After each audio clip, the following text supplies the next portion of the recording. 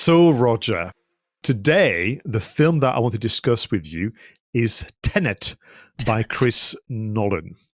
Now, this is a film that people have been waiting for a lot. I mean, it's part of the 2020 batch of Hollywood blockbusters that people have been kind of waiting. But like all those movies, it's kind of been plagued by delays and postponements. So let me remind you that this movie was meant to be the summer blockbuster.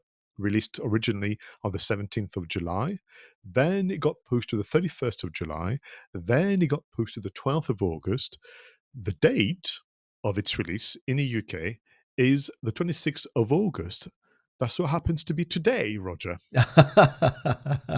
Well, we did record this a few weeks before that, so I'm hoping that it has actually gone live today because we can't edit this now, can we?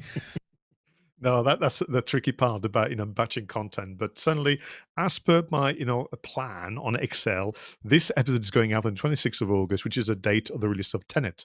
Now, what is interesting about this movie, high anticipation, but little marketing to a point. hmm hmm It's interesting. It's a film I just don't know a great deal about, other than the controversy around its delay. The only news item that I've seen, Pascal, and again, I don't know whether this is actually true or not, is that one of the reasons it was being delayed, apparently, is that Christopher Nolan is being paid entirely on royalties from cinema sales. Now, again, if you go back in history, it's one of those myths, isn't it? No, well, not myths. It was true, but it's become mythical that Alec Guinness was originally paid a percentage of the takings from Star Wars, and at the time, I don't know what the figure was. He agreed to 3% or something, and he was probably expecting to make a couple of £100,000 tops. But of course, Star Wars became such an amazing, mega global phenomenon that he was effectively minted for life just upon that particular decision. Now, if it's true and Christopher Nolan is going to be paid by percentage of box office takings, then you can understand he wouldn't really want the film launching now when the cinema attendance is so low. So is the fact that it's going ahead, albeit with minimal marketing, as you've said, does that actually suggest that that story isn't true? I don't know. I'm still wondering whether, for the distributors, I'm going to say Warner Brothers, but I can't be sure, Roger. I wonder if this is a test for all the other movies. So this is the first one, major production that is being released on 26th of August. They're all going to be watching what's happening in terms of revenues and ticket sales, attendance at the cinemas, and so on and so forth, and then make a decision for the others. So Mm. you've got two things. If this doesn't go well, Roger, what does that mean to all the other movies? hmm Number one. And more importantly, as I understand it, Roger, the 26th of August is essentially around the world apart from the US, because in the US there's still some very, very strict lockdown measures with regard to going to the cinema, and they are looking to release the movie later on in September, including Japan from my reading. So for me, it's almost like it feels like there's a lot of pressure on Tenet to do well, for not just obviously potentially helping Chris pay his bills down the line, but also for all the others, including Bond 25, that you and I talked about, Wonder Woman 1991, 1984, sorry, and many others like Mulan and so on. I mean, we spoke a moment ago, Roger, that there was little marketing. There was some marketing, of course. So there was the teaser trailer like they always do sometime in last year, and then which has been almost Christopher Nolan's kind of calling card. He does like a prologue, like he does like a scene that is Mm-hmm. not part of the movie, but a scene that kind of builds the story towards it, which was shown just before the rise of Skywalker, which is actually the one when I became aware of Tenet. And I Mm-hmm. don't actually remember what the scene was in detail. I just know that the visual special effects of rewinding time just blew my mind. And I thought, Mm-hmm. right, and it's Christopher Nolan. I'm going to go and see that. And then back to what you were saying a moment ago about Fortnite becoming almost like another distribution channel, they did release a trailer, I think a couple of months ago, on Fortnite only That's because, of right. course, they couldn't show it at the cinema. So I have to say, I'm not a player of Fortnite, but I could just join Fortnite to be able to catch up on trailers to kind of keep up with them. Yeah, I think it's. I mean, we've had this conversation a number of times that sometimes a big blockbusting epic film like this, and they don't seem to put much in the way of marketing promotional work behind it, bar, as you've said, the trailer and a few spots. Now, is it that they don't want to blow the plot?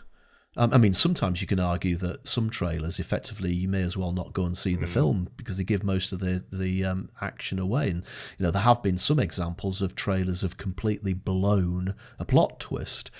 But there must be more that they can do. Focus in, do spotlights on the specific characters, build anticipation. Don't leak the plot in its entirety, but give little teasers away. But for this particular film, given the controversy surrounding its delay, I still know very little about it. I'm with you. I just understand. I mean, sometimes I wonder, what would I want from a film website? Because the Mm, film website for Tenet is mediocre you hmm can, to the least. There are some social media presence, but it's on the Warner Brothers official channels, so it's just as and when they have a moment to squeeze it in. And you're right, there could be so much insight, but also for me, it's back to the Lord of the Rings marketing campaign that you and I kind of explored, that interaction with the audience. Give us something that we can kind of get excited about. Give us some video clips that allow us to maybe make our own trailer and share it on mm, social media. Give us, yeah, you're right, the spotlight on the actors and so on. I mean, one thing that surprised me as well about the marketing, not just of Tenet actually, but of all movies. Now, I'm sure you'll agree, because I know you're a big, massive music fan and music film score fan, that the music composer is so, so important alongside, obviously, the director and the actors. And so little is said sometimes. So on this occasion, Christopher Nolan is not working with Hans Zimmer, who he's worked with in the past. Hans is busy working on Dune, the TV hmm series, which I think is going to hmm be exceptional. So what we have instead is someone that will be known, but not perhaps by name, but certainly be known in terms of the sound he's produced, a gentleman called Ludwig Göransson. mm. Now, if you've seen The Mandalorian, and if you've enjoyed the soundtrack, well, he's a man behind that sound. Ludwig Göransson is also work on Black Panther for the Marvel Universe, and films that actually deserve more kind of I would say viewing audience. Creed and Creed 2. So I'm also surprised that they're not making a big song and dance about the music composer. Bear in mind that he's worked on The Mandalorian and Black Panther. I would argue big production movies. I'd like to see a lot more focus on the music. I mean, again, the aforementioned Bond 25, the theme tune to a Bond film always almost becomes as big as the film itself. There's that anticipation. Who is going to be the singer? Is it Adele? Is it Shirley Bassey? Is it Mm. whoever it's going to be? But then, yeah, some films you just don't know what's going on. And the big names like Hans Zimmer that you've mentioned there, John Williams, okay, pretty much household names. But surely there's an opportunity to showcase some of the lesser known composers for films and to use things like Spotify and YouTube to really big them up and make it as big a part of the film promotion as the actual stars themselves and the plot itself. I think it's it's probably an area that has been neglected. For me, it's ultimately they will push you to buy the album eventually. They will actually, if you look at the Mm, mm, bonus elements of the Blu-ray, they will interview the film composer, music mm, composer. So why not actually make sure that it's a bit like you were mm. saying a moment ago about linking it to a business. All the team members get that spotlight pre-release of the movie. I Yeah. mean, I even can tell you that Christopher Nolan hasn't got a LinkedIn profile, which I think so maybe we should offer a service to the film industry. You and I become their social media managers and kind of whatever. But I don't know. I just think that it's back to first impression, isn't it? Which is the idea of, if you don't really put any effort into the marketing, particularly with the current pandemic, how are we supposed to feel as an audience? Are we supposed to just get excited just because it exists. It's been produced because it's Christopher Nolan, because of its, obviously from, I think, Memento. I kind of thought the guy was really a very competent storyteller. And I just need a bit more. Or forgive me, what I'm trying to say very clumsily, Roger. Show me that you are excited too about your Yeah, own movie, yeah, yeah. and then I'll join you, as opposed to asking me to kind of work myself up towards No, from. you're absolutely right. I mean, if you think about it now, I, to go to the cinema to see a film, you've got to overcome quite a lot of obstacles, haven't you? Somebody might say, "Oh, do you know what? We'll wait for it to come out on Blu-ray because I've got this gigantic, great big television at home, which isn't too bad. I don't want to sit in a cinema listening to people munching through tortilla chips and popcorn and burgers and hot dogs. I want to sit in the luxury of my own home with a glass of wine." And now we've got layered on top of that the fears that people still have of COVID and the fact that we're social distancing. Is, do I really want to go to the cinema? In Edinburgh down the road in Dalkeith Park over the weekend, they've actually had a drive-in movie as a test. Now I've seen this on social media. It looks quite cool. You drive in and you've got the big screens. But that's not an experience that the majority of people in the UK have had. I know drive-in movies have always been big in the States, but there's all these hurdles you've got to get over to convince somebody to go to see it at the cinema. And if you don't put much into your marketing, then I don't think you're going to overcome those hurdles. No, and so I think back to this idea of film marketing being a segment where you and I kind of extract lesson from the world of film production for the world of B2B and B2C. It's back to this idea of just because it exists and just because you believe in it is not sufficient. You've got to find a way to express it and get all those to join in.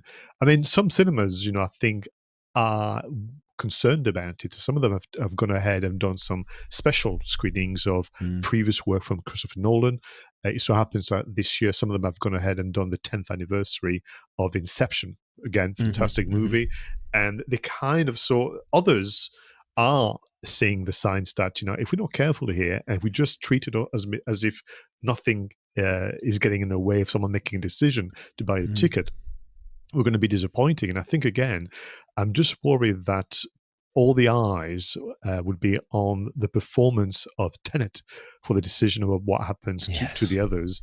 And I wonder whether, in a way, it's people are just delaying the inevitable, that the majority of blockbusters or Hollywood, high value production are going to go into streaming as opposed to cinema screens. What do you think? Yeah, I think it's inevitable, and I think that they are going to have to come up with a fair pricing system for us to watch blockbusters. So, I don't expect to pay $5.99 to watch Tenet and to allow my entire family to watch Tenet with me.